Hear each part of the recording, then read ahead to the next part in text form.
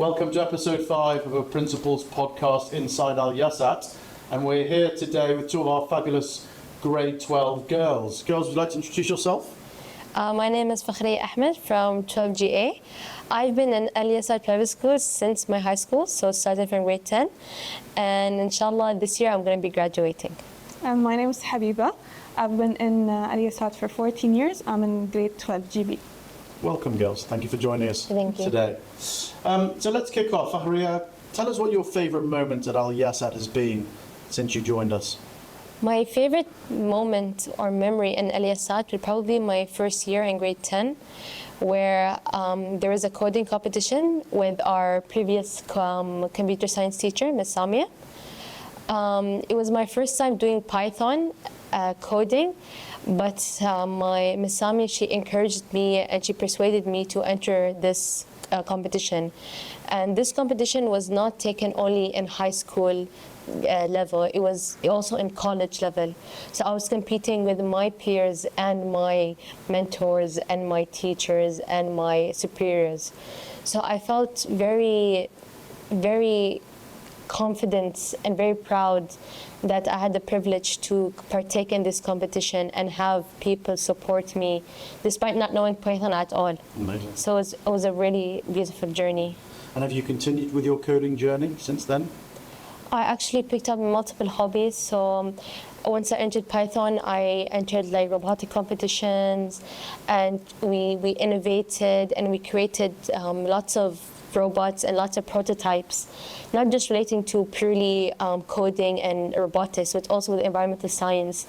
So creating robots and AIs that help our environment and help UAE become the cornerstone of innovation. Fascinating. Brilliant. Thank you. Habibah? My favorite memory would be the community iftar that we did this year. I just felt like the whole community was like a family. I felt like the Ramadan vibes were so there, and like so many people were communicating and cooperating together. Just a lot of fun.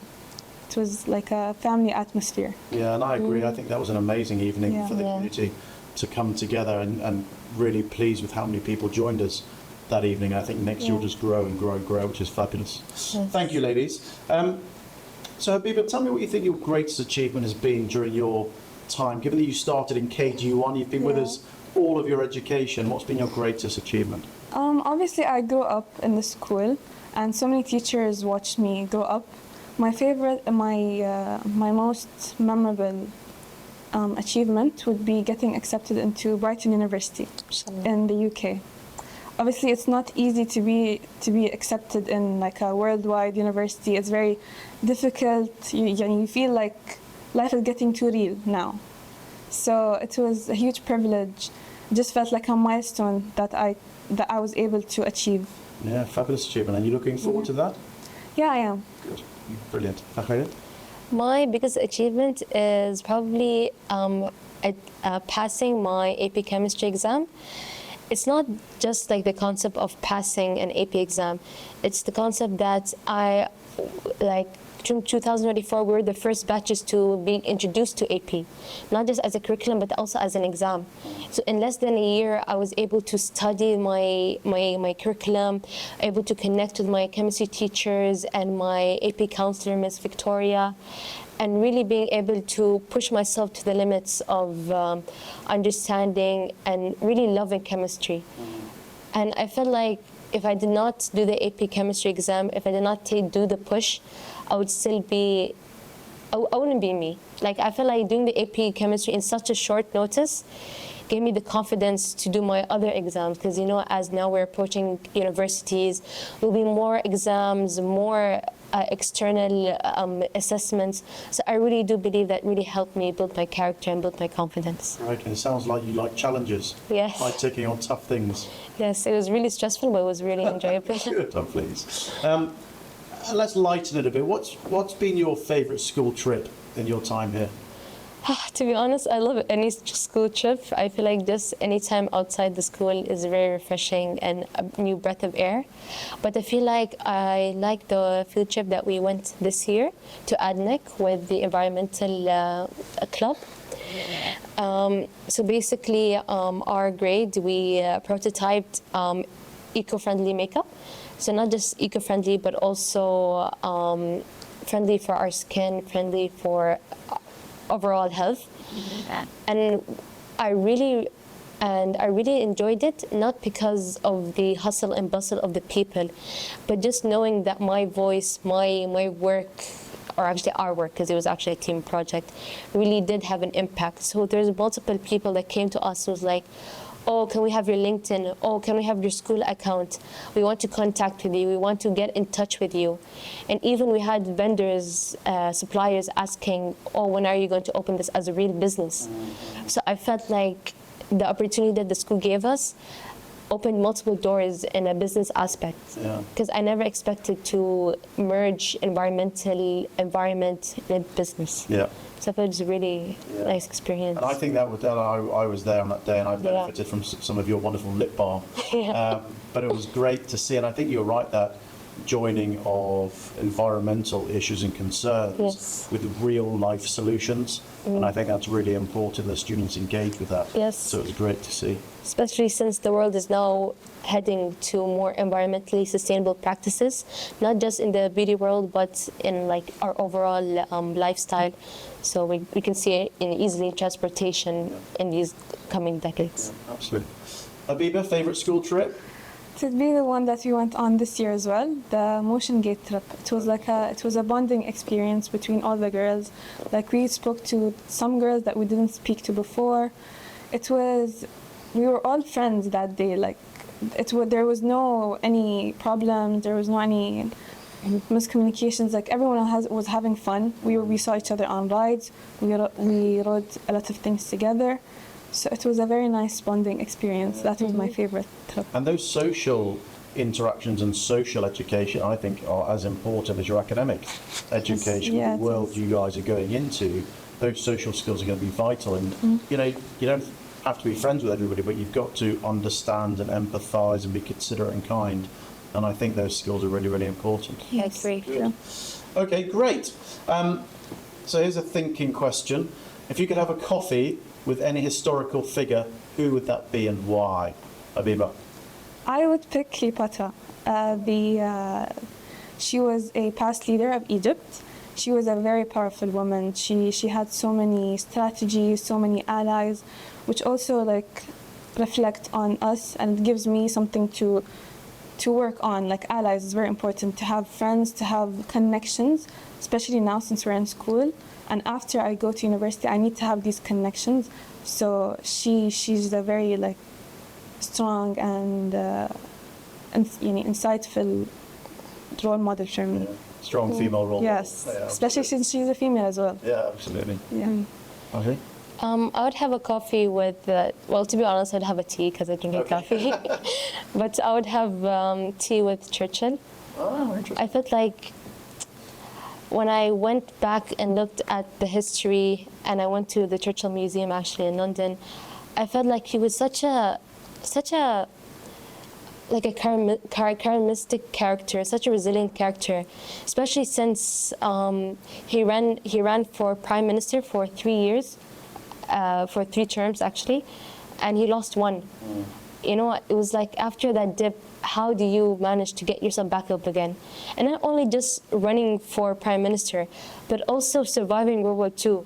Like, if he's like, can we say without Churchill, can we have won World War II with that time frame, with that power? I felt like having the world in your hands, because remember the UK, the British Empire, they were the allies. They're one of the strong allies where all the countries would look at the Britain. So it was also they had to be powerful. They should not show fear. So how do you maintain that while knowing that Nazi Germany was attacking, was bombing? So I felt like being Churchill has like, it's such a difficult role, especially, and I feel like you could learn so much, especially since he was not, his character, you wouldn't say it was a very righteous character. He also had his goods and bads. So I feel like being such a complex character, being such a leader, being such a resilient person overall, I feel like having a conversation with him would be very good. Yeah, it'd be fascinating. Yeah. Both would be fascinating. And I think what you've identified, both of you, with role models like that, is that leadership is complex. Sometimes you have to make decisions which aren't always favourable, but you've got to be brave and resilient and often lead with your heart to what you think is the right thing to do. Fascinating. So you've both been really successful in your school journeys. You're both achieving a huge amount. But I think it's important that we acknowledge sometimes that we fail, and failure is fine, and it's part of learning. So share with us a time when you failed or found something really difficult and how you responded to that and what you learned about that process. I feel the worst part about failure is not that knowing you're going to fail. It's like that hope that you weren't going to fail. You know, so when you get crushed that you failed, I feel there is where, you know, it kind of stings. So that moment for me was this year in the electric car competition, because we did not win no awards in the car design competition, but we won in other sections, other awards. I feel like the car design, even though it's a car design, is not really the priority in the car electric race. But because the car design, we spent a year on it. We spent a year on it with our time. We drew. I even have a pair of uniform with paint letters permanently. Yeah. So it kind of stings that we didn't even win a runner-up. We didn't even win, like, you know, a certificate of participation. But you know what? I felt like it made me stronger. I realized that I might have seen that our car design was the best car design. I might have seen that I spent days, hours, skipping lunch for the car design. But the others, they won't see it that way. And in the end, I'm not doing for the others, I'm doing for me. So I feel that it made me accept that sometimes we do things for ourselves, not for others. Yeah, I think it's a really important message, because I think in the world in which you guys now live with social media and instant gratification, all that sort of thing, some people feel it's all about what other people see of them and perceive of them, but actually you're absolutely right, and we need to pause and reflect that we should do things for ourselves, and then other people will form their own perception. But if we do things for ourselves, I think it gives our life value and purpose, and it's rich and rewarding. Yes. Habibah, what about you? Funny story, actually. When I was in grade 6, I failed my math test. Obviously, it never happened before. Like, I always pass all my tests. I've never failed in my life. So I got I think a 37%. So my teacher went to my father and she told him, your daughter failed. So he pulled me out of all my extracurriculars, and I had to learn that I need to work hard in order to get what I want, to have fun, to be able to pursue my hobbies. Because if I don't focus on my studies, then I'm not going to be able to pursue my hobbies. So I learned that I need to work hard and to be able to balance both, to be able to have both, which is a good balance for me. Even now, I'm balancing both based on that experience. Okay. And so do you think that experience was probably tough at the time for you, like your extracurricular? All of them. Was that a positive learning experience for you? Yeah, it was. I had to learn to balance both. I'm not very good at math, so I had to learn to... Okay, to work a bit harder in math. Yeah. Okay, great. Tell me about the 3 people in your lives that have been most influential. Habibah? My parents, so that's 2, and my brother. They're all very hardworking. They show good examples of how I'm supposed to treat people, how I'm supposed to act, what I'm supposed to do in my life, like my studies and my social life. So I'm very proud of what they've achieved, and I hope to be like them. And that's what's influencing me. That's what's pushing me forward to be like them and to achieve more, because I know I can do more based on what I've seen from them. Thank you. And I think I have a similar answer to Habibah, is my parents and my brother. So my father, I feel like I want to follow in his footsteps. Like, I feel like his principles, his values, even the way he talks, I feel like it's very moving. It's like someone paving a road to me. And I feel like I want to follow in what he says and his, like, thinking. Yeah. And my mom, what I really love about her is how she treats people, like how she reacts and interacts with people. I feel like that's a very, very important, like, even when I come back from home, I'm like, Mom, there's something that happened in school which I'm very kind of annoyed. I'm not really happy with. Or a girl, she said this to me, or I felt like a teacher might have meant something else. She's like, Fakhariya, take a step back. And then she will like walk me through it. I feel like that social interaction helps me work with people, helps me gain into relationships and not take everything very, very personal. And people, they mean lots of things, interpretation. And maybe the fascinating thing or shocking thing, if you know my brother, you think, oh, how is he a role model to me? It's not anyone who's successful, not anyone who's like wisdom full of should be a role model, but also like the spirit. I feel like my brother is a very free spirit. He's a total opposite of me, like total opposite. Like he would not spend time in class. He would rather spend time outside, interacting with people. But I feel like that contrast is showing me, we lived in the same house. We were born from the same mother. We ate the same food, but we came out two such different personalities. That I'm living my own life and he's living his own life. And I feel like that's like a role model, like that really pursues me, saying that I can do so much, so can he. I think what's really warming for me with your response to that, girls, that I think is absolutely brilliant, is you've both talked about values and behaviors and principles. It's not about success and recognition and financial recognition and success, which often I think for children today, that's too much of a focus. But it's so wonderful to hear you talk about family values and behaviors, which should shape all of us much more than any financial or job recognition, which I think is fantastic. Because in the end of the day, if you ever fall, it's your family that'll guide your back, not the money. Absolutely. No, I agree. Fantastic. So let's talk a bit about the future, plans for the future. What are you doing after Yasat? Hopefully, I'll be pursuing medicine. I really want to enter medicine. It's like the human touch of helping people. And even in Islam, if one person study medicine, I drop the burden of others to study medicine, because in Islam we believe that someone needs to study medicine, because if you see like medicine, health, it's the basis of society. If you're sick, you go to the doctor. If you're sad, you go to the doctor. If you go to the doctor. So taking on this role, I'm relieving the burden of someone else to take the role. And I also have a huge passion for it. And not only in my career-wise, but also personally, after high school, after I become an adult, I want to explore the world.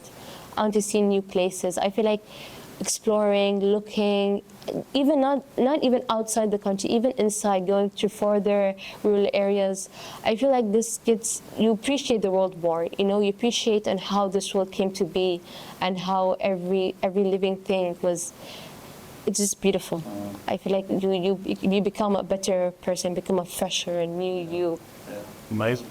Habibah, we've talked about Brighton University. Yeah. Tell us a bit more about that. What the plans? Same as Fakhariya. I hope to pursue medicine. Ever since I was 6, I've always told my parents that I wanted to be a doctor. And recently I chose the major exactly in medicine. I want to be a pediatrician. Okay? And why is because I love interacting with children. Like, I'd rather spend my time with children other than adults, like over adults. They're easy to deal with. They're free spirits. They're pure. They're honest. Like, it's no back and forth, nothing like that. So that's why I want to pursue that exactly. Brilliant. Well, best of luck with that. I've no doubt you'll both succeed, because I know how hard you're working. So we look forward to seeing that journey continue.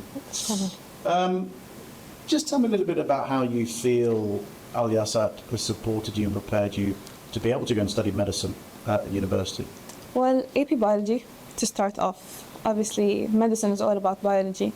So we have support from Miss Manal constantly. She always helps us. She gives us insights, she gives us support, she gives us stuff to research about that doesn't have to do with what we're studying. She links both of them together. especially for me and Fakhariya, because you know she wants us to see that this is what you're gonna see in life. So she gives us like research stuff to do and other things like that. So Yasat has been like a great support for our dreams in medicine, especially. Right.